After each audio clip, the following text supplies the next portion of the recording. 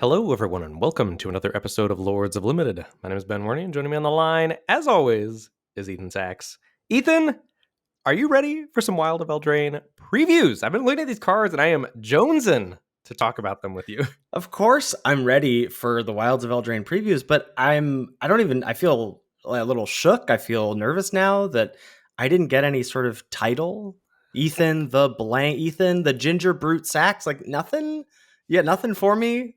It's Sunday night, it's late, had Oh my band, it was hot. Oh my Not God. feeling my most creative at the moment. I have you trumped, sir. I am coming off of a flight, flew from Colorado back home today.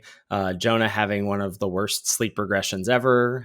Had some time with the in-laws that was a little high stress.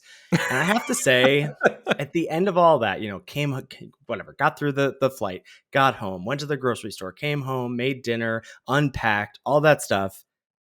I still gotta say, the podcast is the light at the end of the tunnel. I was not like, oh man, I can't believe I have to podcast after this. I was like, well, at least once all this is done, I get to talk about Magic with Ben. Very excited about that. And I ruined your day by not giving you a title. I'm so sorry. And now the episode is over. Now it's done. I'm very excited to talk about Wilds of Eldraine, and I would also like to know your thoughts. I know you were, I don't know, Eldraine, maybe in my top 27 sets of all time. I don't know. You had a week with it. What do you think? Where are you at? What can I get from you? I'm getting a shrug. It's not there for me. I'm sorry. It has its moments. I think one of the things I appreciate about it a lot is I feel like it gets better the deeper your knowledge of the format. Mm-hmm. Like, so that discovery process was awesome along the way, but it does feel done to me. And there like a lot of weak packs. The first draft of it was like, oh, this pack's terrible. Oh, this pack's terrible. Oh, this must just be a weird draft. And then I had like 5 drafts like that. And you really are a little at the mercy of getting past a build around rare sometimes, I think, to really compete on power level. And blue is a bit more oppressive than I remember. All right, now we're done. Now I cannot co-sign the mill drain conversation. It's not mill drain, it's just blue. Like, counter spells are broken. Like, didn't say please. Even if you're not milling out, just 3 mana instant speed counter spell is tough in this format. Yeah, cancel overpowered magic card. You heard it here first. Listen, I'm not here to say that you should not have Eldraine as your top set. It is just in my top 10. Probably it's a good format for me. Yeah, it's not one of my favorites of all time. I mean, I will confess that I did not play it the full week. I sort of like I feel like I got my high early with the 7/2 Fires of Invention deck playing. Oof. Like that deck was Species Spice, and I was like, what are my last 2 playables? And Ben was like, these 2 off-color cards. I was like, I can't cast those, and he was like, Fires, baby. And it's true. 3 Arcanist Owls, basically mono blue. 3 Arcanist Owls to go find Fires of Invention and then just pop off. And the deck was everything I wanted it to be. And then I never really got to chase that dragon down again in the past week. I did mess around with some Vintage Cube on Magic Online. I don't know about you. This was the first time I played Vintage Cube in a while, and I felt out of my depths in the first draft that I did. I experienced that same thing. The cube's a little bit different, and the decks are a little bit different, and I was playing like garbage, like just not paying attention at all. It was tough.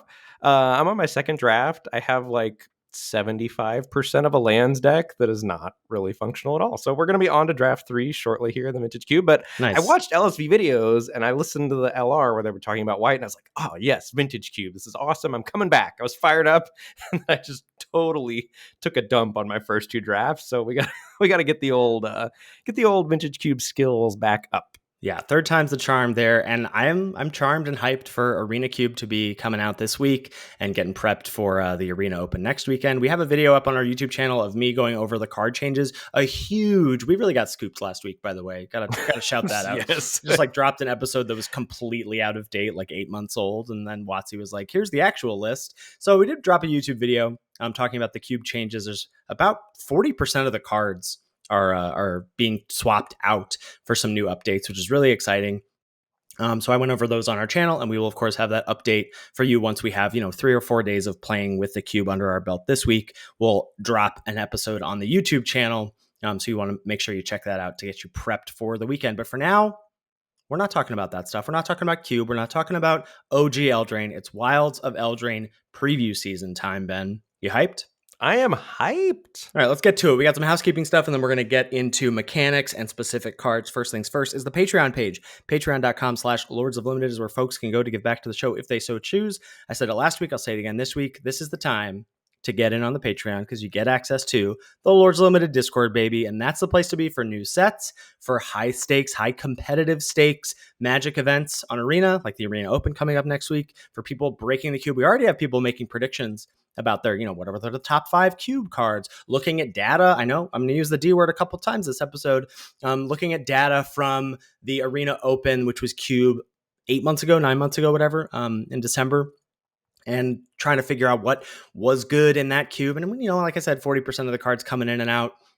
I don't know how much that data is going to hold water, but we have people trying to break it open. That's the community you want to be a part of. A lot of other great stuff as you move up the reward tier rankings of the Patreon page, including access to the episodes a day in advance, access to the show notes, and even access to monthly coaching sessions with me or Ben. So if any or all of that sounds of interest to you, you can head on over there. And we want to shout out our new patrons the first week that they joined. So this week we're welcoming Control-Alt-Delete, Winston, Patrick, Avid, The Data, March, Zachary, Colin, Matthew, Joe, Brian, Chris, and Steven. Thank you. We really appreciate your support. I appreciate everyone's support, but the data. It feels like you're trying to get on my good side and they're trying a little too hard. I don't really like it.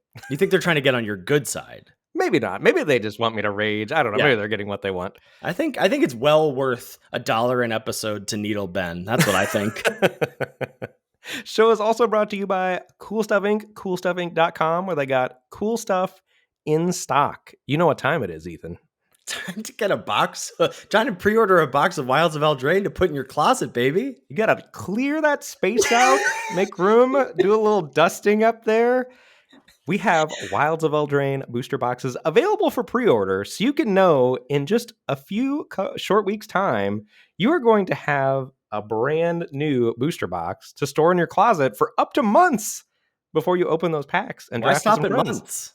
Years even. Who knows? Basically an investment. Who needs the stock market? Wilds of Eldraine booster boxes. Get them in there. Stonks are going to be going higher and higher over the years. Up. And whatever you're getting, whether it's Wilds of Eldraine pre-orders or board games or whatnot, please be sure to check out code LOL, all caps, to get 5% off anything in the store when you order. All right, baby. Because I was out of town, you did all of these show notes, gathered up all of these sweet preview cards.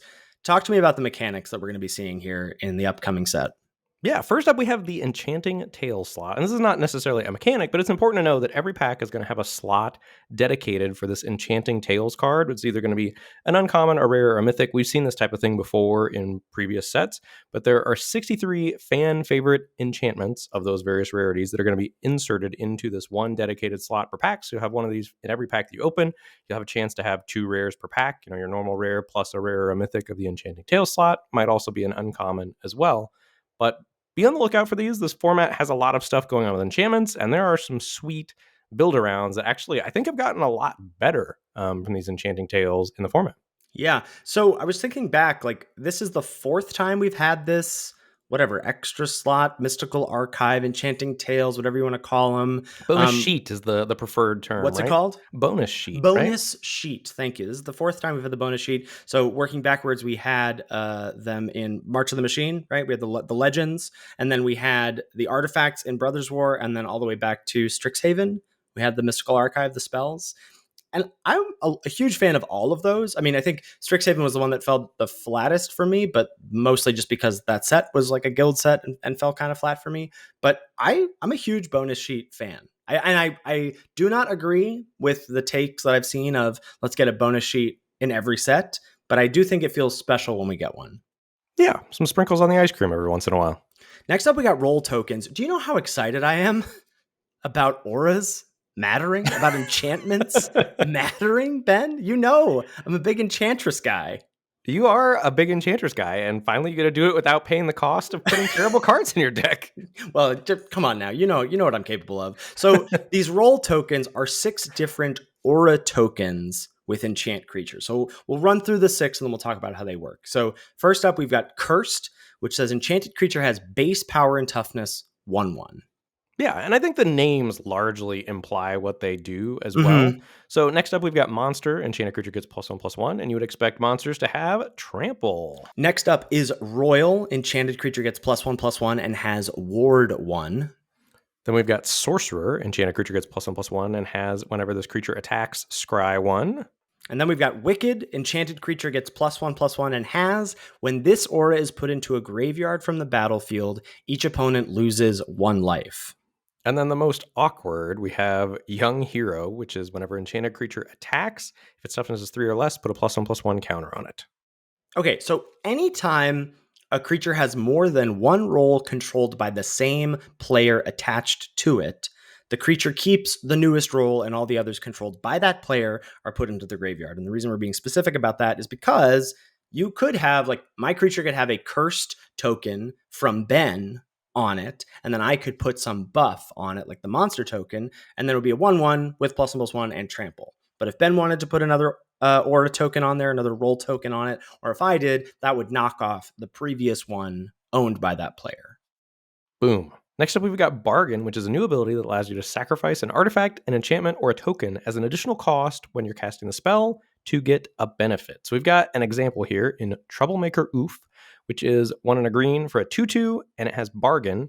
And when it enters the battlefield, if it was bargained, exile target artifact or enchantment an opponent controls. We've also got a little cheap burn spell called Torch the Tower. Single red for an instant, deals 2 to target creature or planeswalker, or if it was bargained, instead it deals 3 to that permanent and you scry 1. And if a permanent dealt damage by Torch would die this turn, you exile it instead.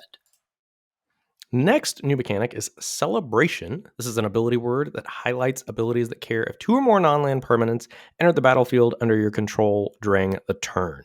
And this is particularly interesting, right? Like, when I first saw this, I was like, oh, is this like Alliance, right? From Streets of New Capenna, which cared about like creatures entering the battlefield. But it's just non-land permanents, and there are a bucket of tokens in this format. You know, food is back. We'll talk about rat tokens coming in, etc. So I think this mechanic is really going to have legs. For example, we've got a card here, Ash Party Crasher. It's red-white for a 2/2, legendary creature with haste, and it has Celebration.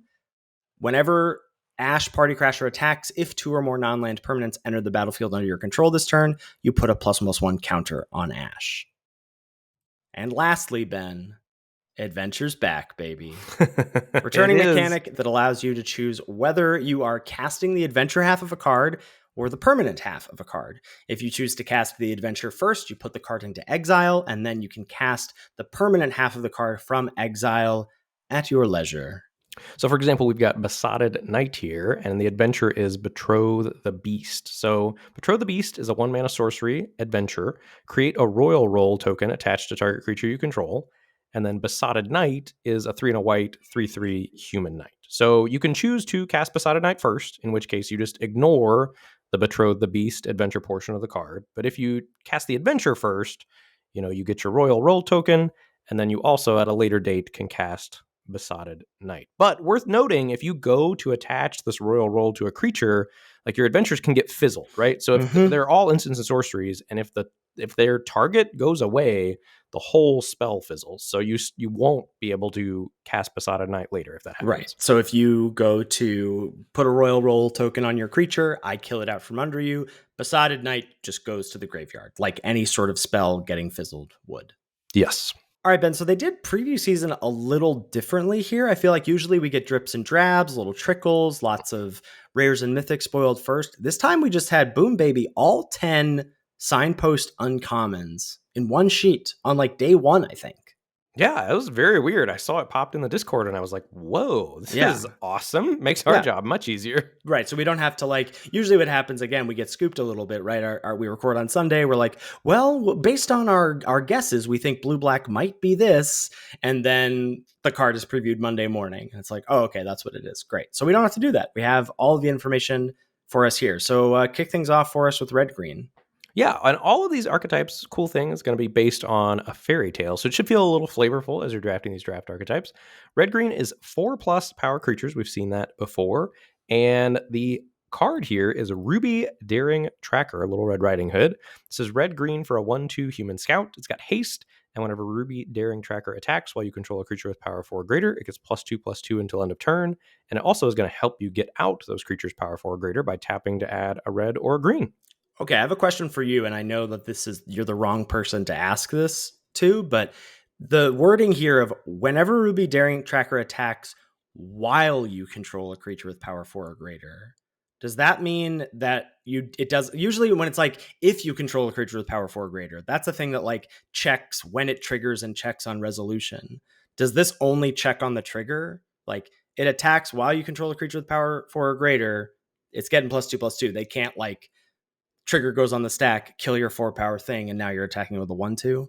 That checks out. Okay, I like what you're putting down. Yeah, all right. So you're just a yes man here. All right. I'm never a fan of the 4 power stuff from Red Green. Has that ever felt like it was special or like that it was a thing worth going after?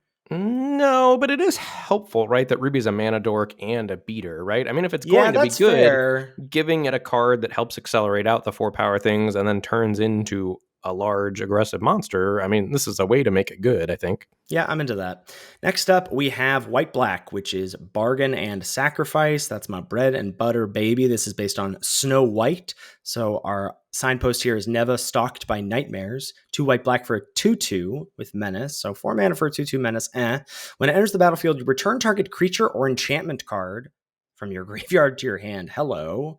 And then whenever an enchantment you control is put into a graveyard from the battlefield, put a +1/+1 counter on Neva, then scry 1. All right, I'm in.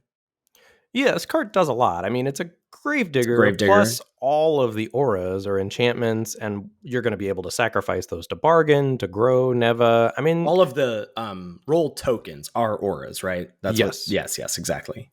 And then you're going to be able to bargain those tokens away to grow Neva because they're going to hit the graveyard, even though they're tokens, before they fizzle off into the ether, you know? Mm-hmm. So this is a little understated on the front, maybe. No, it's a Gravedigger. It's Gravedigger. Gravedigger's not as good in 2023, though, right? I don't know. I'm not ready to make that claim yet. I'm ready to make that claim. All right. But I do think that it's probably right. Next up, we've got Green Blue, which is another classic ramp to mana value 5+ that usually doesn't pan out. But again, cautiously optimistic here. We've got Troyan Gutsy Explorer, which is based on Jack and the Beanstalk. Okay. This is 1 blue-green for a 1/3 that taps to add blue and green. Spend this mana only to cast spells with mana value 5 or greater, or spells with X in their mana costs.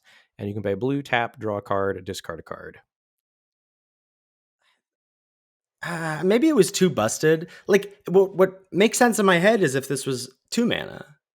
Because then on turn 3, you could cast a 5-drop. That would be broken in half, right? Yeah, but pretty sweet, right? It would be pretty sweet. It'd be pretty sweet. Still getting there on turn 5, even if you miss a land drop, or the following turn after casting this, even if you miss a land drop, which is also pretty nice. I mean, both of these cards seem pushed, Ruby and Troyan. I mean, if the big dumb stuff is going to work, it's going to be on the backs of these cards, I think. Well, and it again solves the issue of what do you do with your mana dork on turn 6, right? Well, now your mana dork is a looter. Yeah, I like both these cards. I am, again, not as jazzed about these archetypes based on past experiences, and also looking at how broken some of the other archetypes seem to be. Correct. Well, speaking of, I think we may be getting a good food archetype here with Golgari. So black-green is mid-range food, which again sounds like graveyard stuff to me a little bit, but I like this signpost here. This is based on Hansel and Gretel. We've got Greta, Sweet Tooth Scourge. It's 1 black-green for a 3/3. When it enters the battlefield, you make a food token, and you can pay green, sack a food, to put a +1/+1 counter on target creature, activate only as a sorcery, or you can pay 1 and a black to sacrifice a food, you draw a card, and you lose 1 life. Hello. Yeah, card does a lot. I mean, a lot of rectangles, a lot of abilities. The card's just rawly efficient. Yes, I agree. Next up, we've got white-blue, which this archetype looks broken in half to me. So this is tapping enemy creatures. Ben and Azorius, name a more iconic duo. I'll wait. We've got Charade of Numbing Depths, which is based on the Snow Queen. This is 2 white-blue for a 2/3 Merfolk Wizard. Whenever it enters the battlefield, you tap target creature an opponent controls and put a stun counter on it. That magic card is already excellent. Mm-hmm. Whenever you tap 1 or more untapped creatures your opponents control, draw a card. This ability triggers only once each turn. I have a feeling this archetype is going to be oppressive. I do think the tweaking of, and I believe this is the case throughout, the tweaking of that you only get the bonuses when you're tapping an untapped thing is really cool. That like if there's a threat that is pressuring you, sure you can keep it tapped, you can tap it or whatever, but you won't get the bonus here from Sheree, you know? Yeah, that's fair. I think ideally this looks like it wants to be aggressive to me. Oh yeah. No. That's totally reasonable. But I'm just saying, like, you may, just recognizing that wording is there and that caveat is there. For sure. Next up, we've got blue-black. This is fairy type / control. This is based on Sleeping Beauty. Signpost here is Obira Dreaming Duelist. Blue-black for a 2/2 legendary creature with flash and flying. And whenever another fairy enters the battlefield under your control, each opponent loses 1 life. Pretty simple there. Yeah, the card is just very efficient. Mm-hmm. Next up, we've got red-white, which is aggressive and playing 2 permanents based on the celebration mechanic. This is Cinderella's Story, and we've got Ash Party Crasher. We saw this when we looked at the celebration mechanic. This is the red-white 2/2 with haste, and whenever it attacks, if you had celebration happening, you get a +1/+1 counter on Ash. All right, here we go. Selesnya. Creature enchantment. This is Beauty and the Beast, I guess. So here we have Sir Armont the Redeemer, 3 green-white for a 4/4. When Sir Armont the Redeemer enters the battlefield, you create a monster role token attached to another target creature you control. So that's the +1/+1 and trample. And enchanted creatures you control get +1/+1. So that's just, as long as Sir Armont is on the battlefield, that's giving +2/+2 and trample to something. Plus, this is a 5-mana 4/4.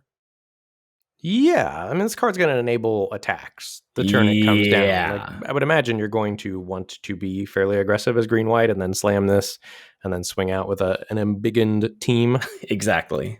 Next up, we've got blue-red, which is instants, sorceries, and adventures, because all those adventures have instants and sorceries stapled to them. This is based on the Sorcerer's Apprentice, and here we've got Johann Apprentice Sorcerer, 2 blue-red for a 2/5. You can look at the top card of your library anytime. Once each turn, you may cast an instant or sorcery spell from the top of your library. I'm into that. I'm really happy that this is a 2/5 and not a 2/4.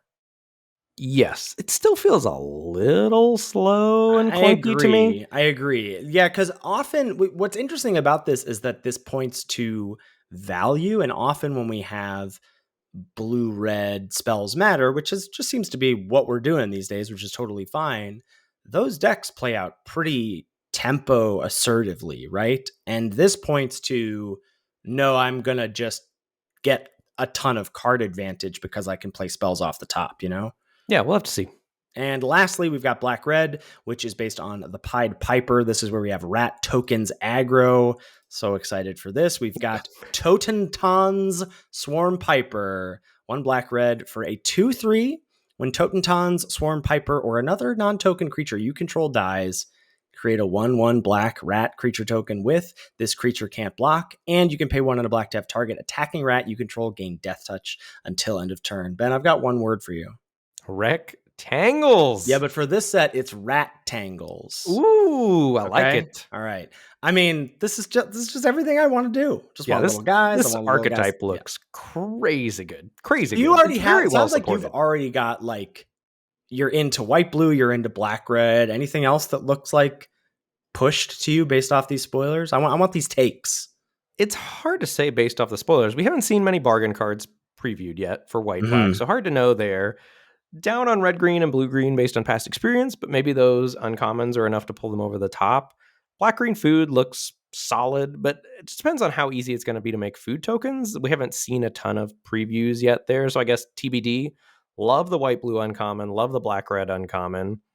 Red-white, I'm sure is going to be good. Not my cup of tea necessarily. And I think blue-black we haven't seen a lot for, but I do have high hopes for blue-black fairy control as well. And possibly, often I feel like those very linear archetypes are often drafted pretty highly in the early weeks because they're pretty clear, right? If it's, hey, it's fairies, well, great. Then I just snap up like removal and card draw and fairies and probably win. So something to keep an eye out there. Something to keep an eye on there for sure. Got removal coming up next. Let's see what's going on with removal. First up, we've got Cut In, which is 3 and a red for a sorcery, deals 4 damage to target creature, and you create a young hero role token attached up to 1 target creature you control. This looks excellent. A classically costed removal spell that's also going to have synergy with spells and also going to have synergy with enchantments. I expect this to be very good. Despite Ben saying they all explain what they do, I'm just going to make sure that we remind folks what these role tokens do for maybe this episode, next episode. So this young role, that's if its toughness is 3 or less when it attacks, you put a +1/+1 counter on it. Interesting how that interacts, how the young hero role token interacts specifically with the cursed role token, right? Your opponent makes your thing a 1/1. Then you can say, okay, you want to make it a 1/1. Now I can go counter. And then if you have a way to knock off the curse token at some point, then you have a really large creature potentially. Yeah, and also worth noting too, I think for card evaluation purposes, which role it is doesn't matter that much. The more important thing is that you are getting an enchantment that gives +1/+1 in some senses. Well, when that begs the question of, well, I don't know if I'm going to push back on that just a little bit. So we've got 4 of them that do just straight up give +1/+1. Then there's the young hero, which has the caveat, and then there's cursed, right? Mm-hmm. So I think those 4 can largely be created equal to some extent. And then I think cursed, certainly different as the only, pseudo removal, Casmina's transmutation, whatever, Frogify, however you want to classify the 1/1 base power toughness. And then the young hero, which, could be excellent, could be awkward. Young hero seems awkward to me. I think I would initially have it lower than the 4 that just gives straight up +1/+1. That makes sense to me. Next, we've got Flick a Coin, X1's Beware, 2 and a red for an instant. Flick a Coin deals 1 damage to any target. You create a treasure token, and you draw a card. Whew. Card does a lot. It's a little pricey at 3 mana, but I'm sure I'm going to be playing some Flick a Coin. But it's only 2 mana, right? Oh, because you get the treasure back. You get the treasure. Yeah. I mean, I don't know. This card seems pretty wrecked to me. Like, I don't know what to do with this. I like it. Yeah. Next up, we've got a reprint, Glass Casket, 1 and a white for an artifact. ETBs, exile target creature an opponent controls with mana value 3 or less until Glass Casket leaves the battlefield. Yeah, the card was a solid removal spell in OG Eldraine, and I assume will be one here as well. Stroke of Midnight. I don't usually shout this out. Do love the flavor of this.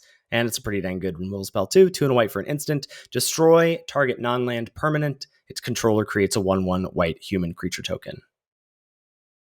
Good-ish. I mean, it's the same.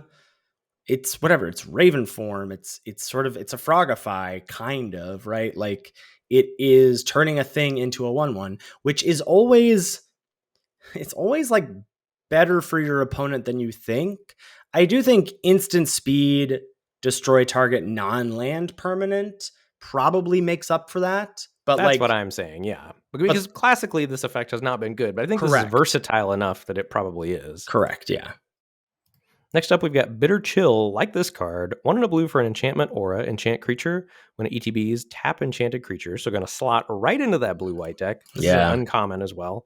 Enchanted creature doesn't untap during its controller's untap step. And when Bitter Chill is put into a graveyard from the battlefield, you may pay 1. If you do, scry 1, then draw a card. So there's going to be some early removal for you, probably synergistic. And then late in the game, when you don't need this anymore, you bargain it away, pay 1, scry 1, draw a card. Like, this just looks excellent to me. I can't believe this only costs 2. Yeah. Like, tap a thing, keep it tapped for 2 mana it's a pretty aggressive rate. I wonder if this is like R&D being like, all right, how much do we need to push these aura-based to play them? Because usually these are 4 mana, and they're commons when they're 4 mana, but like, I have not seen this when it's like, oops, all upside for just 2 mana. So that's something to keep an eye on. Next up is Fairy Fencing. This is X and a black for an instant at uncommon. It says target creature gets -X/-X until end of turn. It gets an additional -3/-3 if you control the fairy as you cast this spell. So if you have a fairy, it's just single black -3/-3 at instant speed. Yeah, card's excellent. Yeah. Next up, we've got Taken by Nightmares. 2 black for an instant. Exile target creature. If you control an enchantment, scry 2. Classic instant speed removal spell. Going to be good. And Exile is gonna be like, Exile is always more relevant than we think it is. So I just want to shout that out here. Next is Stone Splitter Bolt. X and a red for an instant with bargain. Deals X damage to target creature or planeswalker. If this spell was bargained, it deals twice X damage to that permanent instead. Interesting. Less jazzed about this. I mean, it's going to be good. You're going to pick it and put it in your decks. Okay, fine. I will. Next, we've got a Rat Out. This is kind of combat trick, kind of removal. This is black for an instant. Up to 1 target creature gets -1/-1 until end of turn. Then create a 1/1 black rat creature token with this creature can't block. Yeah, interesting. So like sort of the skullduggery variant. Sometimes we see like, or what was it? Fungal infection, I think, from Dominaria, which is like single black. I think got -1/-1, and you got a Saproling, which was a 1/1, but that could block. But I think these tricks are generally pretty darn good. And another nod, and this is only 2, but 2 at common, another nod to look out 1 toughness creatures. And I'm not saying, and I think rats are another thing, as we'll talk about, but you've sort of seen this a little bit, that there are these 1/1 rat tokens that can't block. And not to say that that means that, you know, you can't have X ones that want to attack, obviously, because the rats can't block, but you don't want to have any X ones that you don't want to be able to block, right? Because if you're looking at your 2 mana 2/1 or your 2 mana 3/1, and you're like, am I supposed to trade with this rat token? You're gonna have a bad time. Yeah, rat tokens look excellent. I'm very excited about the old rat tangles. That's a lot of, thank you for using that. That's copyrighted, by the way, trademark Lords of Limited. That's a lot of removal previewed already. I mean, I guess it's just a lot of cards previewed already for us. Just a lot of cards previewed already, yeah. Next up, we're going to take a look at some cards of various types that create role tokens, so you can get kind of a sense of that. First, we have Not Dead After All. This is black for an instant. Until end of turn, target creature you control gains. When this creature dies, return it to the battlefield tapped under its owner's control. Then create a wicked role token attached to it. Going to slot right into Rakdos Evoke. Rakdos Evoke. That's right. I did that just to tilt you. Not known by any other name in the community, for sure. Next up is Conceited Witch. Is this part of a cycle? ? So this is 2 and a black for a 2/3 with Menace. Fine, but it's an adventure. It's got an adventure, which is Price of Beauty. Single black sorcery. Create a wicked role token attached to target creature you control. Yeah, I assume this is going to be a cycle of things that can create roles for a single mana. Yeah. So like, where does this fall for you? Because, you know, we've got a pretty medium vanilla. I would say this is like pure vanilla test. Like 3 mana, 2/3 Menace is just fine. Like that's like pure filler, I would say. Passes, like C-, yeah, D+, passes, C-, D+. But then you tack on this wicked roll token. That's the +1/+1, and when it leaves the battlefield, it deals damage to your opponent. Like, that's pretty dang good. It's very good. Yeah.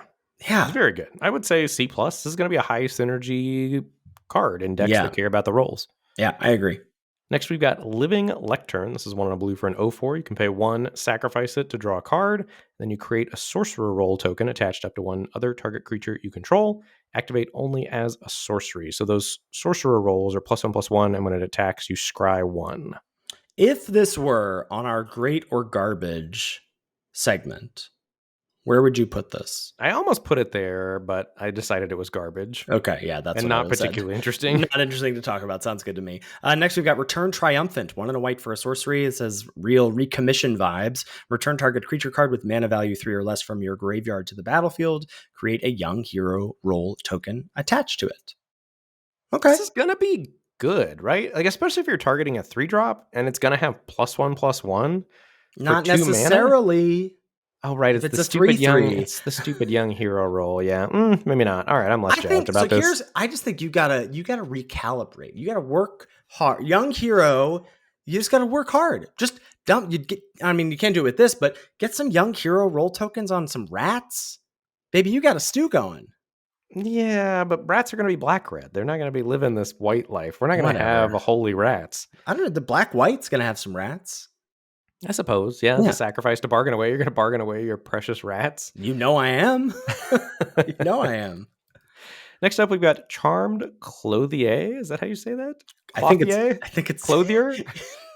There it is. There it is. You want it. I know you want it to be French so bad. I think it's Clothier. Okay. Clothier. It's unbelievable. I'm not going to be able to do it. You take this one. No, you got it. This is Charmed Clothier.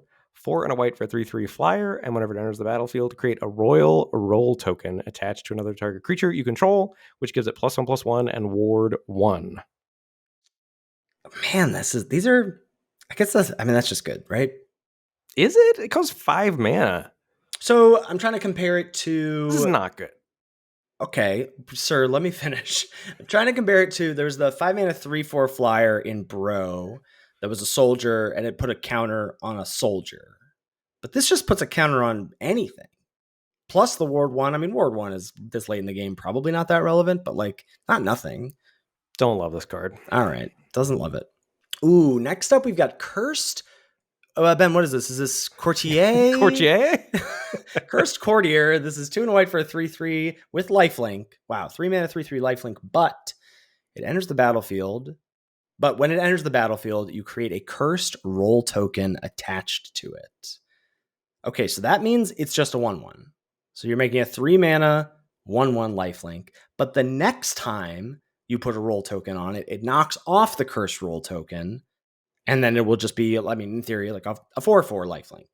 Right. Well, to me, this is a black-white bargain card, right? You play it, you bargain away the cursed roll. Sure, so this is you can upside, do that too. Right? You can do that too. Yeah, that's how I was viewing it, as upside in a bargain deck. Yeah. Okay. Sweet. Yeah, I'm into this. I think this is going to be good.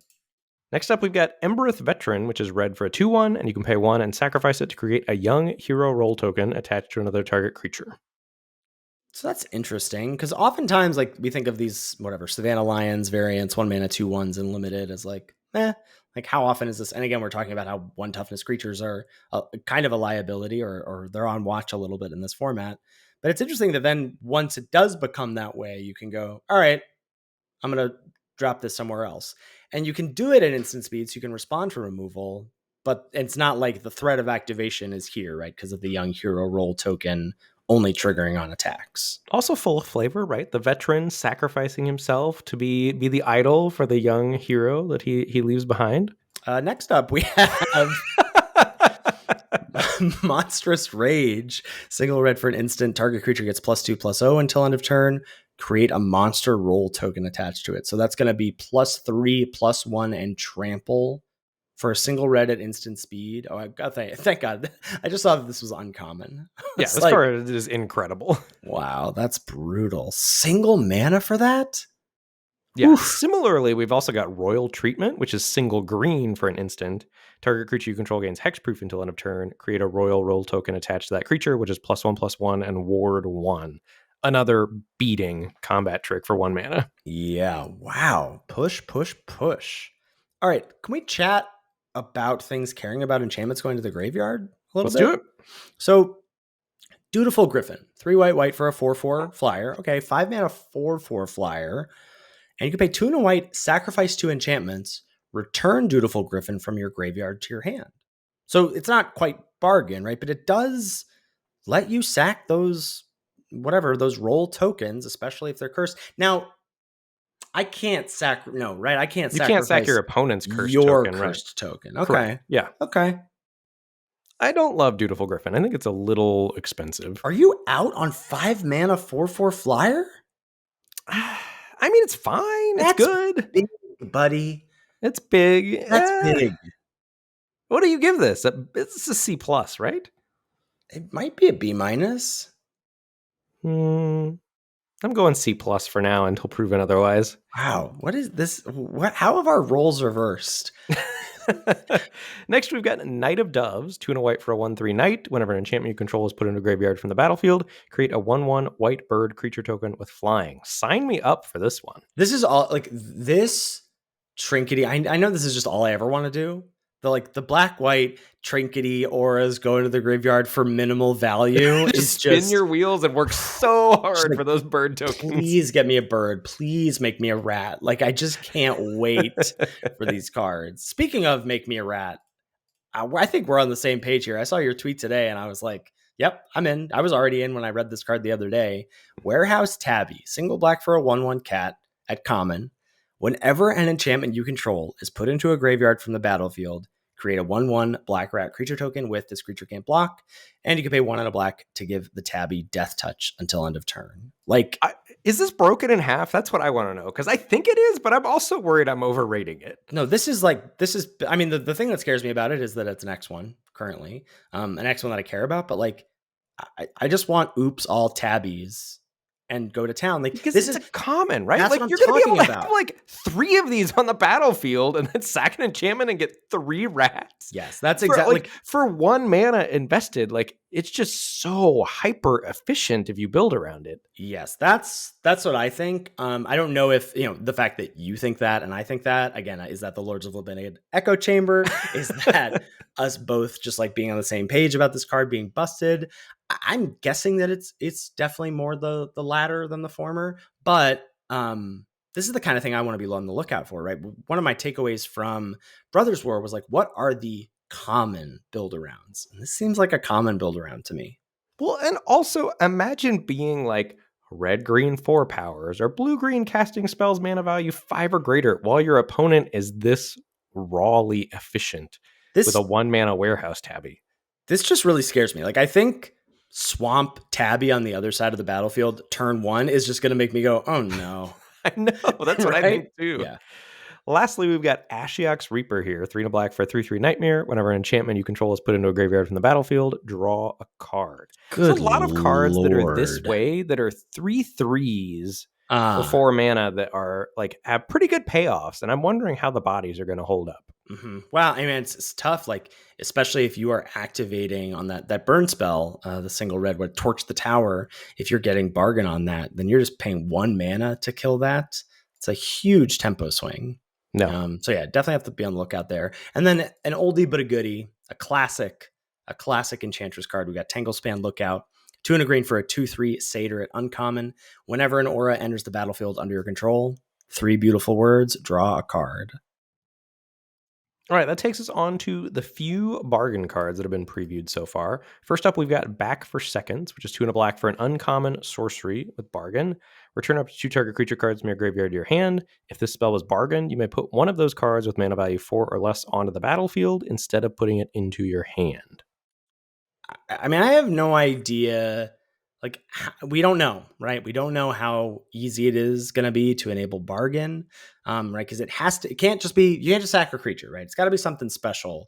An artifact, an enchantment, or token, ideally, I think is what you're doing, right? A food token. Food tokens, there's treasure tokens. There's rolls, right? Yeah. Those are tokens as well. You're going to be able to bargain if you build your deck right. Plus, also this is busted if you just do 3 mana, return whatever, my 2 best creatures, and one of them is mana value 4 or less, just right to the battlefield. You're possibly gaining a mana advantage with this card, right? This just seems wild to me. Well, yeah. Also, just in for 2 and a black, rebuy 2 creatures. I think. Right. That's always just a good card. Yeah. Next up, we've got Agatha's Champion. This is 4 and a green for a 4/4 with bargain and trample. So 5 mana 4/4 trample. When it enters the battlefield, if it was bargained, it fights up to 1 target creature you don't control. I think that's how I feel about that. Like 4/4 is not a big enough body for me to be really excited about this. I need for 5 mana 5/5, sign me up. Or 4/5. I need to have a 5 toughness. I need this to be able to kill an X4. Yeah, I'm with you. Next, we've got Johann's Stopgap. This is 3 and a blue for a sorcery with bargain. Costs 2 less to cast if it's bargained. Sorcery speed, return target non-land permanent to its owner's hand, draw a card. Interesting. I like it. I'm assuming going to be bread and butter in the blue-red spells deck. Although with adventure running around, is this maybe a little worse? Like, are you not going to want to bounce your opponent's adventure creatures? Oh, that's possible. Yeah, that's possible. I don't know. I assume this is still just going to be good. But the question will be more, I'm wondering, like, how many sacrificable things is the blue-red deck going to have, you know? Like, yeah. Okay. Well, we'll be on the lookout for that. Next up is Rowan's Grim Search. 2 and a black for an instant with bargain. You draw 2 cards and you lose 2 life. If the spell was bargained, you look at the top 4 cards of your library, then put up to 2 of them back on top of your library in any order, and the rest into your graveyard. Then draw 2, and you lose 2 life. That's kind of nuts. Yeah. Like getting to go 4 deep. Mm-hmm. Yeah, for 3 mana at instant speed. Yeah, I agree. Lastly, we've got some token makers here that are maybe going to help you bargain. Ooh. Only one, actually, but this is a good one. Discerning Financier. This is... Why do you want me to say it? I'm being bullied, everyone. That was right. I was sure you were going to say financier. I just was sure. Tuna White for a 2-3. This format is prime for me to stream on Twitch. Tuna White for a 2-3. At the beginning of your upkeep, if an opponent controls more lands than you, stop laughing. This is a professional podcast. I'm sorry. Tuna White for a 2-3. At the beginning of your upkeep, if an opponent controls more lands than you, create a treasure token, and you can pay Tuna White to choose another player. That player gains control of target treasure you control, and you draw a card. Is this good? It's got to be, right? Potentially free treasures to bargain away. Tuna White 2-3, like, it passes the vanilla test with flying colors, and then sometimes you're going to be able to pay 3 mana, draw a card. Yeah, I guess it's just all upside. It's all upside. Yeah. Okay. Let's chat about a new twist on adventures. So we're probably not going to chat about the regular adventures coming in. We'll see some of those next week in the crash course. But we've got a twist here, which is that we've got off-color adventures. So the adventure being a different mana cost, right? As akin to maybe I don't know, when we had Unearth artifact creatures that were colorless but then had a color cost, or when we had the off-color kicker in Dominaria United. So here we've got, for example, Shrouded Shepherd, 1 and a white for a 2-2. When Shrouded Shepherd enters the battlefield, target creature you control gets +2/+2 until end of turn. That is aggressive if you have a 1-drop into this. And it's also got an adventure, Cleave the Shadows, which is 1 and a black for a sorcery. Creatures your opponents control get -1/-1 until end of turn. Rip. Watch out, Rat Army. Rip rats. That's tough. Man, X1s are on watch, my friend. Yeah, this card looks quite good. And most of these are interesting in that, like, they very clearly, I think, for the most part, go in their color pair. Mm-hmm. But like, this one's good enough that you would play it in a white-red deck, certainly, and there's Evolving Wilds in the format. Like, maybe you're going to splash the kicker off Evolving Wilds in a swamp. Who knows? Right. So we've got some fixing we'll take a look at in a bit. We haven't seen. I'm really hoping that we see the return of the golden egg, but I don't know if that's in the cards for us, but something like that.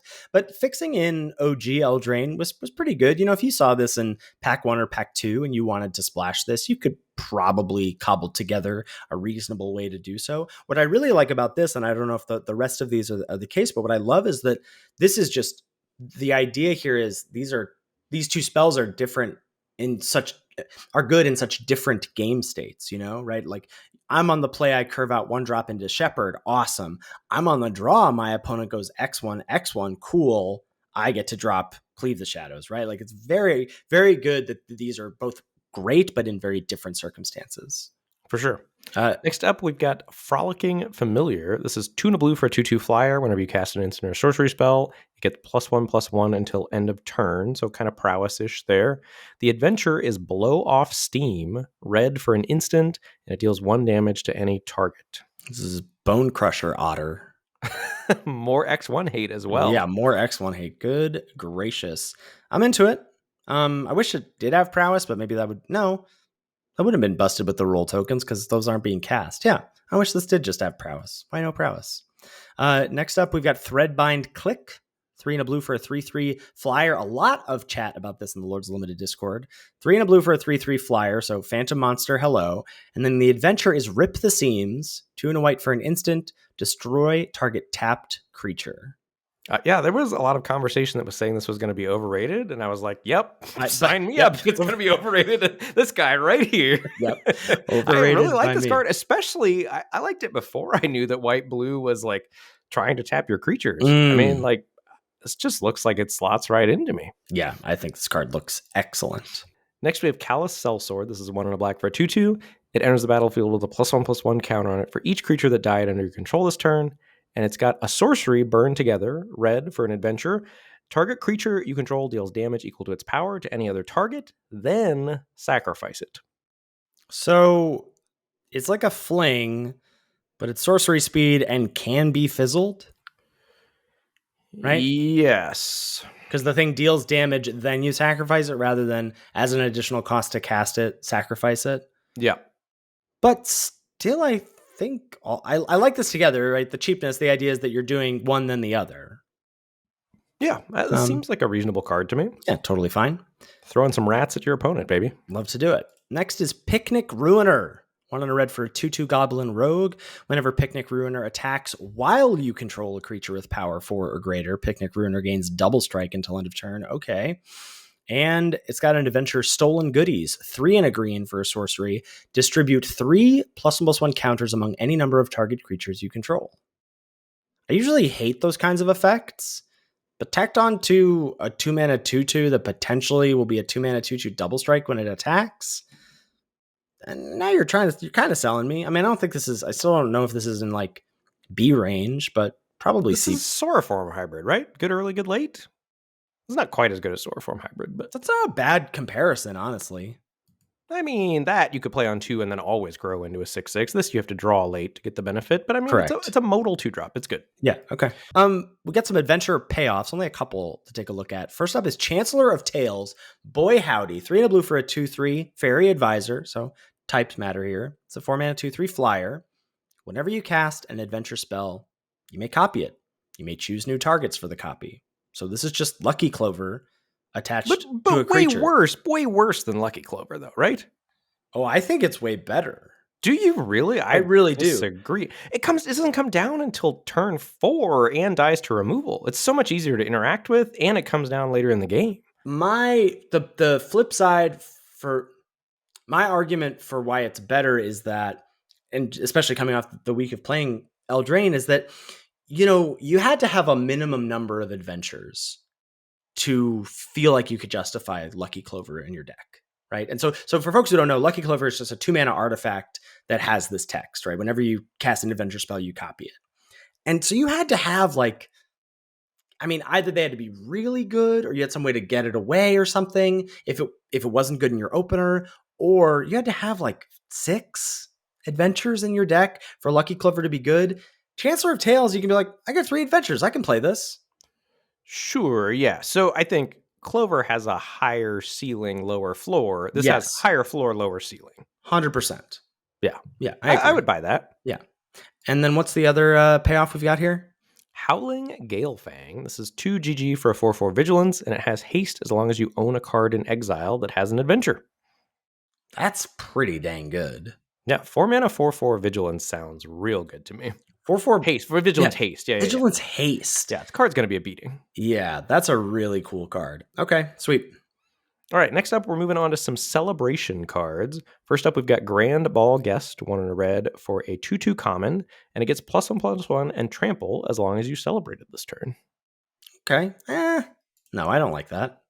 I mean, it's aggressive. I mean, if it's attacking as a 2-mana 3/3 trample the turn after you cast it, I just imagine white-red decks are going to have a curve that is super low. The thing I'm having a hard time wrapping my head around. What are the tokens they're making? Right, that's the hard time. I'm having a hard time wrapping my head around how you're not running out of gas, and then you're left with a bunch of celebrate creatures that you can't trigger. Or how you're not making tokens that your aggressive deck doesn't care about, like food or something, Yes. So the jury's out on celebration for me. I could see it being excellent. I'm just having a hard time picturing it with the cards I've seen so far. Well, this is another common here. Same sort of idea, I think much worse. This is Armory Mice, 1 and a white for a 3/1. So those are bad stats in my opinion right now. 2-mana 3/1. And then celebration, it gets +0/+2 until end of turn. Yeah, similar cards. We've got a very good uncommon here in Belligerent of the Ball. This is Tuna Red for a 3/3 with Celebration. At the beginning of combat on your turn, if 2 or more non-land permanents enter the battlefield under your control this turn, target creature you control gets +1/+0 and gains Menace until end of turn. Yeah, that's pretty sweet. The fact that you could do this and something else. I wonder if there's going to be repeatable ways, so that you don't have to always rely on it being stuff you cast. Are you going to be able to, I don't know, make a token that only lasts until end of turn or something? A way to get celebration repeatedly that isn't just casting stuff that makes 2 permanents, Right, or just mana neutral, make a treasure draw card, something. Just ways to do it, because Belligerent of the Ball is excellent if you can trigger it the turn it comes down, but you can't do that on turn 3 unless you have a way to make another permanent without spending mana. Right, which is fine, and then maybe you're able to double spell with it later on and get the ability. Let's move on to some rats. Rats off to you, Ben. Let's take first up, we've got Lord Skitter's Butcher. Tuna black for a 2/3 rat peasant. When it enters the battlefield, choose one. You get one of those 1/1 black rat creature tokens that can't block. You could sack another creature, and if you do, you scry 2, then draw a card, or creatures you control gain menace until end of turn. Yeah. Also the cutest little guy, rat with the butcher's hat on here, but with the chef's hat. It's like whatever. It's like Ratatouille kind of. Yeah. Have you heard this card's name yet? Oh no. Am I going to like it or am I going to hate it? I think you're going to love it. Ratatouille. Ratatouille. Yes, I am going to love that. That's very good. I can't take credit for that. That was Matt Sperling on Twitter, but Ratatouille. Chef's kiss. That's excellent. Yeah. Yeah. Card looks very excellent, right? I mean, it reminds me of Callous Bloodmage from Strixhaven, I think was the set. It was the 3-mana 2/1. And you had the choice of like making one of those pests, or you could draw a card and lose a life, or you could exile a graveyard. Like, largely, I just like these abilities better and the bodies better. Like, hello, power creep. Yeah. Next, we've got Twisted Sewer Witch, 3 black for a 3/4. When it enters the battlefield, create a 1/1 black rat creature token with this creature can't block. Then for each rat you control, create a Wicked Roll token attached to that rat. This card is going to be a finisher for the red-black deck. Whoa. Okay, so to remind people, the Wicked Roll is the ++1, and then when the aura is put into a graveyard, each opponent loses 1 life. So it's just sort of like, okay, so now my rats are 2/2s, and then if you kill these rats, they're dealing damage to you also. Yeah, card's going to end some games. It's like Overrun for red-black. Sick. Next up is Tattered Ratter. 1 and a red for a 2/2 human peasant. Whenever a rat you control becomes blocked, it gets +2/+0 until end of turn? Yeah, card's what? ridiculous. Okay. Yeah, the rat deck looks pushed. Yeah. And then we've also got Voracious Vermin. 2 and a black for a 2/1. When it enters the battlefield, make a 1/1 black rat creature token. And whenever another creature you control dies, put a +1/+1 counter on Voracious Vermin. Just rectangles. Sorry, I'm sorry, folks. The pause is just me picking my jaw up off the floor. Like, so this isn't as good, right, as like whatever the Dunland Crebain, right? This sort of the 3-mana 2 bodies thing, right? Because we're not getting evasion. Voracious Vermin is a 2/1, not a 2/2, so we're not getting the full 3/3 of stats. I mean, this is good. It's good. Certainly nowhere near those cards, but more than anything, just how supported the rat deck is. Now, granted, we've also seen more cards previewed for the rat deck, so certainly other archetypes could have this level of support, but it's so easy to picture a rat deck. You know what I was saying with like White-Red Celebration? Like, I can't quite see that yet. Like, I see the red-black deck completely, and it looks very good. What about the food deck? Let's check out some of those cards. We've got Tough Cookie up first. 1 and a green for a 2/2 artifact creature food golem. When Tough Cookie enters the battlefield, you make a food token. You can pay 2 and a green to have target non-creature artifact you control become a 4/4 artifact creature until end of turn. And you can pay 2 tap to sacrifice Tough Cookie. You gain 3 life. So treat it like a food. Yeah, much like Black-Green's Uncommon, this card is just rawly efficient. Like, great rate all the way across the board, all upside. Yeah. Next, we've got Sweet Tooth Witch. Love this variation on an Eldraine card here. This is 2 and a black for a 3/2. When ETBs, you make a food token, and then you can pay 2, sacrifice a food to have target player lose 2 life. But you can do that as many times as you want in a turn. So this is going to like threaten to dome your opponent out. So makes me wonder how easy it's going to be to make food. But there were times in OG Eldraine, you had 4 or 5 food lying around. Like all of a sudden, that's like, you know, you lose 6 life, untap, you lose 6 more life, like you're dead. Yeah. Yeah, so Ben's referring to Tempting Witch, which was 3 mana for a 1/3 made of food, and you could sack the food, but you had to tap it. But it also had your opponent lose 3 life instead of 2. So I like this variation quite a bit. I agree with you. Lastly here, we've got Sky Beast Tracker. 3 and a green for a 2/4 with reach. Whenever you cast a spell with mana value 5 or greater, create a food token. Yeah, not great. No, not great. And lastly, we've got a couple pieces of ramp and or fixing here. We already shouted out Evolving Wilds being in the format. Return from the Wilds looks very good to me. This is 2 and a green for a sorcery, and you choose 2. Search your library for basic land card, put it onto the battlefield, tap, then shuffle, which is normally what we get for 2 and a green. But you also get to choose one of these others, which is either create a food token or a 1/1 white human creature token. Yeah, and I think I'm just trying to frame this as like 1/1, 3 mana for a 1/1 rampant growth, That's excellent. And I think I'm just in for that. Yeah. And then the fact that you get a little bit of flexibility otherwise is all upside. Next up, we've got Root Rider Fawn, 1 and a green for a 1/3 Satyr Scout, taps for green mana, and you pay 1 tap to add 1 mana of any color. So 2 mana, 1/3 mana dork, like 2 mana, 1/3 for green, but then also can filter for any color. Yeah, this might be enough to push me over the top on this type of card, because previously I've been down on 2 mana mana dork, but I think all of this adds up to a card I'm interested in. Well, and especially this just like makes throwing a ton of those, and I think they're going to be quite good, at least the ones we've seen so far, the off-color adventure cards.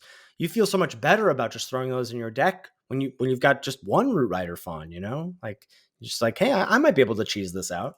Yeah, absolutely. Ben, it's been an hour, and we're finally here. It's finally time for Great or Garbage.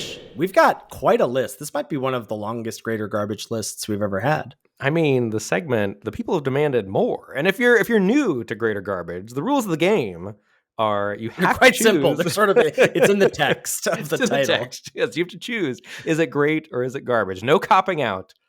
Yeah, no. Except we try to cop out all the time. We definitely. I think we each get like probably 1 cop out. So first up, we've got The Princess Takes Flight. 2 and a white for a saga. Exile up to 1 target creature. That's chapter 1. Whew. 3 mana, exile up to 1 target creature. Chapter 2, target creature you control gets +2/+2 and gains flying until end of turn. Chapter 3, return the exiled card to the battlefield under its owner's control. I like this card. I'm going great. I'm going great too. I'm in for great. So why do you think it's great? For people who maybe are thinking we're crazy and that this card is actually garbage. So I'm assuming that you have the same card comparison as I do, which is I'm thinking about Parallax Wave, which is an enchantment from that's in. Let's slow down. Parallax Wave is significantly better than this card. The comparison I am making is that a creature being gone for 2 turns is a lot longer than you think. So Parallax Wave is an enchantment. It comes into play with 5 counters. You lose a counter every upkeep, and you can also remove a counter to exile a creature until all the counters from Parallax Wave are gone. Then those creatures come back. Play pattern for Parallax Wave was often comes into play, remove 2 things. They're gone for 3 turns. 3 turns, obviously longer than 2 turns, but like it's just a lot longer than you think. You look at Parallax Wave, you're like, this is a temporary effect, not that good. It just plays out way more powerfully than that. And I think Princess Takes Flight is getting the same kind of bump for me. It's also definitely pushing damage. You haven't mentioned my favorite part about this. Sagas trigger enchantments going to the graveyard, and there are a lot of cards that pay you off for that. I mean, also, I guess like there's also the upside of like you can just like take your own ETB creature out from under something. Though I mean, often with adventures you don't get a lot of ETBs because the ETB like the spell effects are attached to the adventures. But like you can blink something. Granted, you'll get it 2 turns later, but like there's flexibility here. But I just want to say like straight up, getting your opponent's creature gone for 2 turns is a long time. Yeah. Also, chapter 3 on the stack, instant speed bargain, baby. Oh my god. Chapter 3 on the stack, instant speed bargain. There's a lot going on with sagas. You thought about the sagas, my friend. Yeah. Okay. Well, and especially the white and the black ones. I assume this is going to be a cycle. We've only seen a few of them. Okay. Next, we've got Gadwick's First Duel, 1 and a blue for a saga. Chapter 1, you create a cursed roll token attached up to 1 target creature. Turn it into a 1/1. Chapter 2, you scry 2, and Chapter 3, when you cast your next instant or sorcery spell with mana value 3 or less this turn, copy that spell. You may choose new targets for the copy. Great or garbage?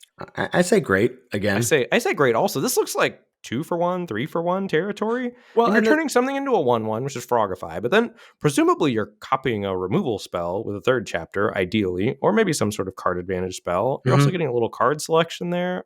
All looks great to me. Yeah, just don't put this isn't actually in your 2-drop slot. Like you don't actually want to fire this off on turn 2. Right. Yeah. You want to hit a real creature with it for sure. All right. Next, we've got Corvald and the Noble Thief. This is another saga, 3 and a red. Chapters 1 and 2, create a treasure token. Chapter 3, exile the top 3 cards of target opponent's library. You may play those cards this turn, and assuming those treasures are helping you cast the spells that you want to get. You can play the land, a land of the 3, obviously. Ben, great or garbage?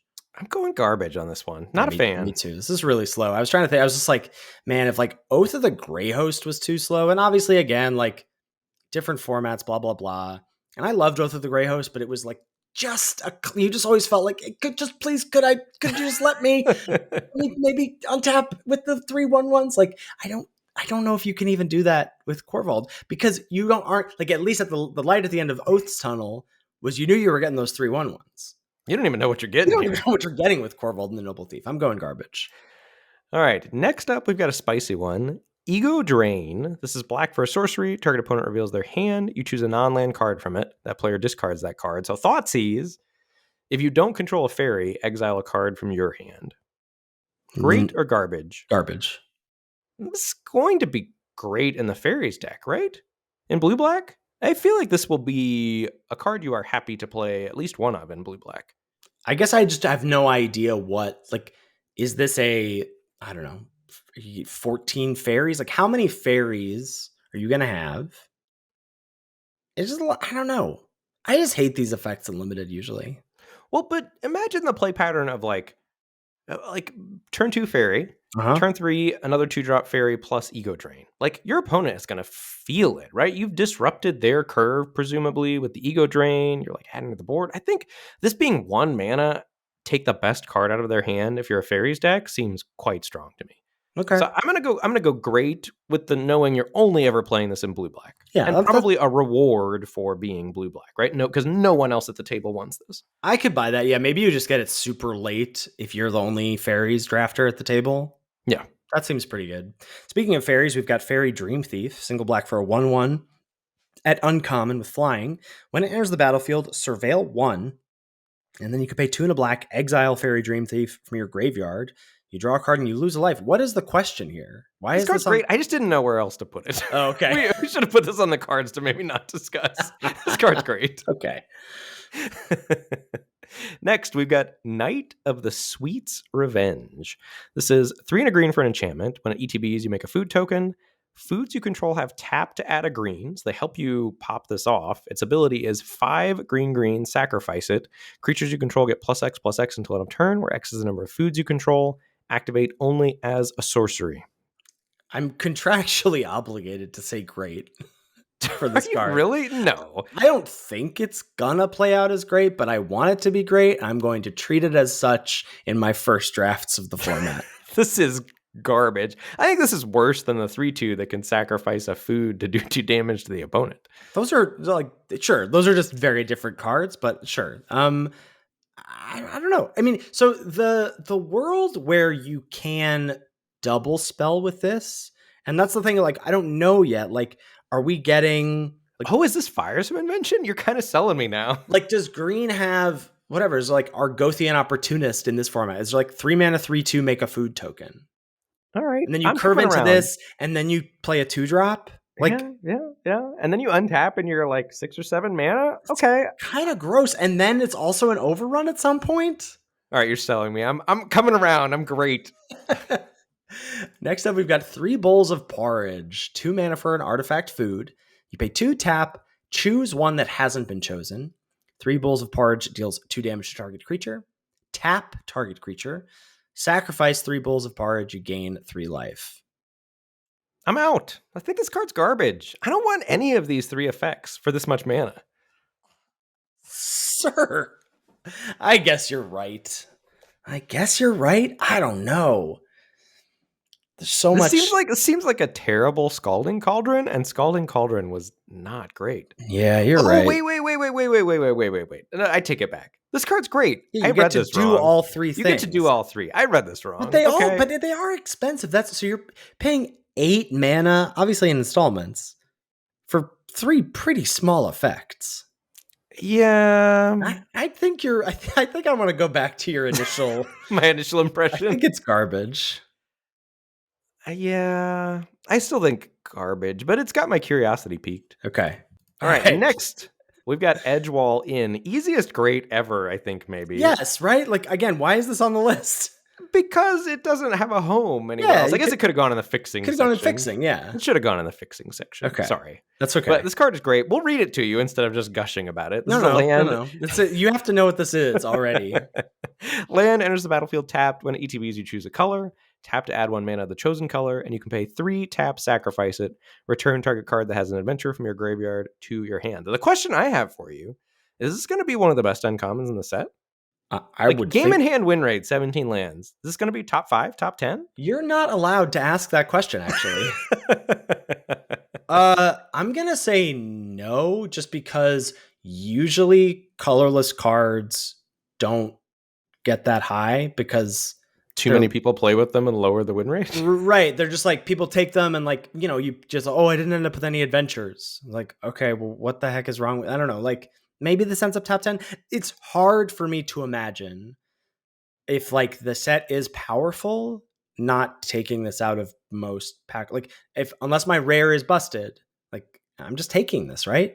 It's free real estate. And like, we haven't had lands in a long time that are auto picks, like, because the reason to pick lands is you get to play more of your draft picks, right? We haven't had a land this powerful and limited in a while. Right. I mean, this is, what's it called from Neon Dynasty was the first part of this, where it just like came into the battlefield, tapped, picked a color, got to tap for that color.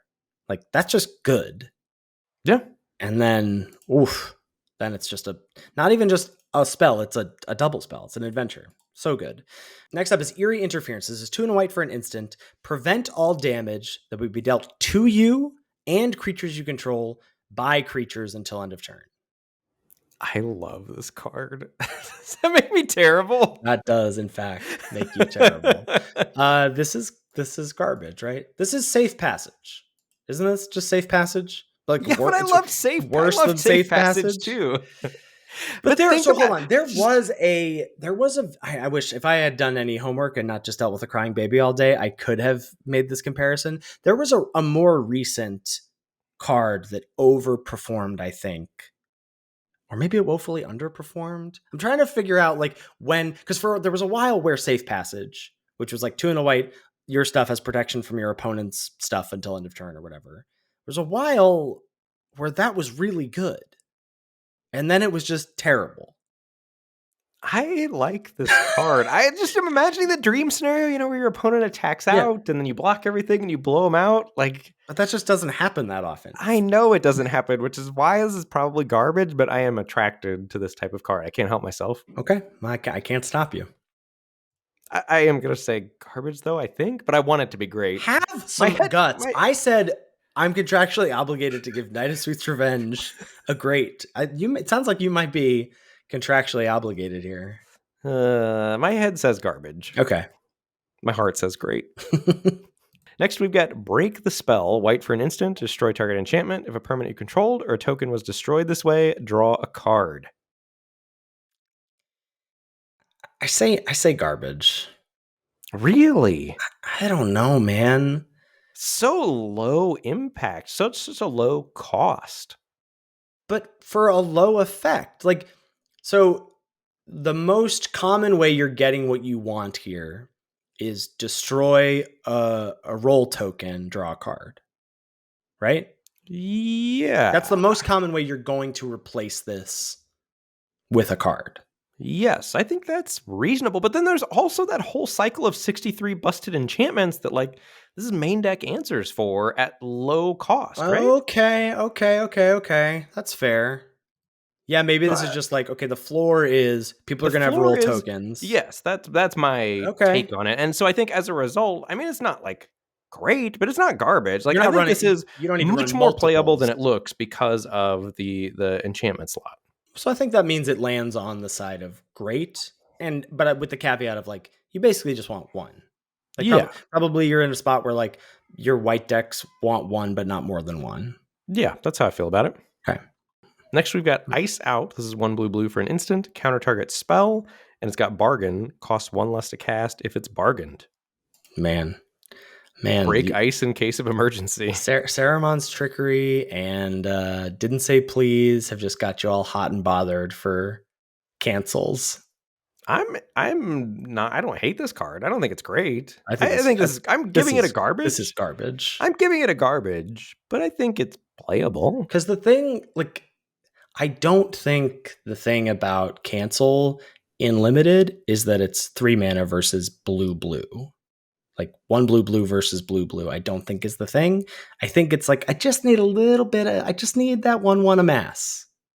I just need that mill 3. I just need a little something. I hear you. Next up is Into the Fey Court. Is it back, Ben? I hope so. I am hot and bothered by this card. Wow. 3 blue sorcery, draw 3 cards, make a 1/1 blue fairy creature token with flying, and this creature can block only creatures with flying. Sounds like we're on 2 sides of the Fey Court, as it were. You think this is garbage? I think this is garbage. This is so close to Muldrifter. So close. It's so close, but again, like Muldrifter and Lorien Revealed, what makes those cards really good is that you could do something with them before 5 mana. Yeah, I hear that.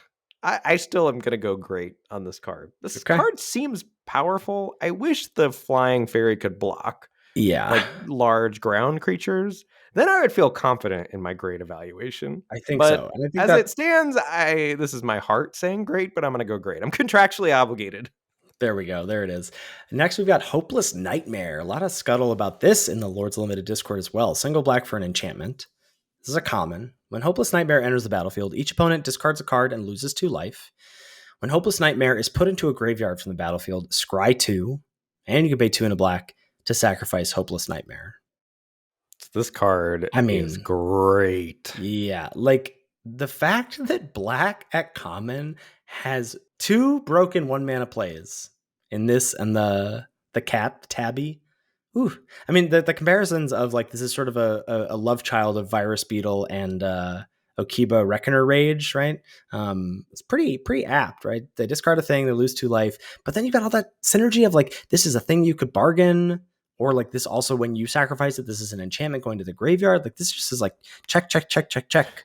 Yeah, bad top deck late in the game, but like insane early and mid game. So you're probably still happy running like 2 to 3 of them, I would think. And even when it's a bad top deck late in the game, it's 4 mana scry 2. Yeah, and they lose 2 life, right? Or like they lose 2 life, a synergy piece that you can sacrifice or do something with. Yeah. And it's been a long time since like any card wasn't important. And what I mean by that is like, even having your opponent discard a land on turn 7, like might be not nothing, is all I'm saying. Like if we think, like certainly coming off of LTR, we wanted those resources in our hand to then loot away with the ring or whatever. And that might be the case. Something like that might be the case here as well. Next, we've got Brave the Wild. This is green for a sorcery with Bargain. If this spell was bargained, target land you control becomes a 3/3 elemental creature with haste that's still a land. And you can search your library for basic land card, reveal it, put it in your hand, and then shuffle. I mean, it's great. No, this is garbage. You think this is great? It's not. It can't be garbage. It's like, you're always, like in any green deck, you're always playing the first copy of Brave the Wild. It just replaces a land. You're always playing, like the truth is that it's neither, but like if it's definitely not garbage. Like you're just always playing this first copy, and this sort of mitigates the oops, you top deck this, because then you can just play, all right, well, I get to make a land a 3/3, and you even get to sort of like, you know, it's not like you're down a land because you find, you know, this is great if it has to be one of the two, which it does based on the rules of the game. I'm sorry, bud. Like, I don't know what to tell you. You can't give single green search up a basic land garbage. Yeah, all the other text is throwing me off. All right. I'm sold. Okay. Bring us home here. Lastly, we've got Harried Spearguard. This is red for a 1/1 with haste, and whenever it dies, make a 1/1 black rat creature token with this creature can't block. You can call me Tony the Tiger, because this card is great. Yeah, this is really pushing the envelope on like how bad can they make it, and you're still pretty jazzed to play it. This is pushing the line. Yeah. This is pushing the line. I mean, it's on death too. I think this is closer to garbage than it is to great. I'm going garbage here. Really? Why is that? You're not excited about this in a red black sack deck as just 2 bodies? Yeah, but like the front is so underwhelming. Yeah, I mean, it probably turn 1 it probably chips in for a couple points of damage, and then later on you just like chump with it or chump sack, or I don't know. Like, it's like not this is a bargain enabler primarily is what this is going to be, right? Well, only with the token, because you can't sack this. this. I guess. Yeah, this card's just a little at odds with itself too. Okay. The flavor text is also talking about bricks. I think this card is just kind of a brick. Okay. Well, I can't top that. I'm gonna still say great, but I agree with you that this feels like it's It's like, how close can we get to bad, right? And still get you excited about. If it was, here's a weird question: if it was like if it was a rat on the front, if it was just black haste 1/1 can't block, dies into a rat token, I would like it much more, significantly more, because rats matter. Because it fits better with the black cards that I've seen. Like, this just seems kind of at odds with itself. Interesting. Because you're going to want to be heavy black because of those black 1-drops. Like, you're going to want your black decks to be able to double spell with black pretty early on, I think. This might be able to do some cute stuff with, I'm forgetting the mechanic, but the thing that cares about the 2 permanents entering the battlefield. Like, if you can play this, or if you have something come in that has you sack this, and then you get the rat, then you're getting the 2 permanents. Yeah, I agree. There's things there, but all of it seems not quite good enough to me. I'm sorry. No, garbage. That's fair. I'm gonna say great, but I like all the things you're pointing out. All right. Any parting thoughts before we go here? Rats off to you. Rats off to you. Great place to wrap us up, as always. Thank you, as always, to Salty Pretzels for our intro and outro music. Make sure you give it a listen. Thanks so much to CoolStuffInc.com for sponsoring this podcast. If you're heading over there for any and all purchases, and we know you are, you got a closet you need to fill up with boxes of boosters to draft down the road, please use code LOL, all caps, when you check out, to let them know we sent you there. And more importantly, to get 5% off anything you purchase. You can find all of our content over at our website. That's lordsoflimited.com. That's all of our episodes. You're going to want to check out our tier list, the Ben Werney patented tier list that's going to be up. All of your criticisms of what cards he has gotten correct or incorrect can be directed to him via our website. We, of course, have a way for you to contact us there. You can check out our merch. You can check out our Patreon page as well as our streams and our YouTube channel, where we will have an Arena Cube primer for you at the end of this week. If you've got any feedback about the show or any questions, shoot us an email at lordsoflimited@gmail.com. Thanks so much for listening, and we'll catch you next week for another episode of Lords of Limited. Thanks, everybody. See you later.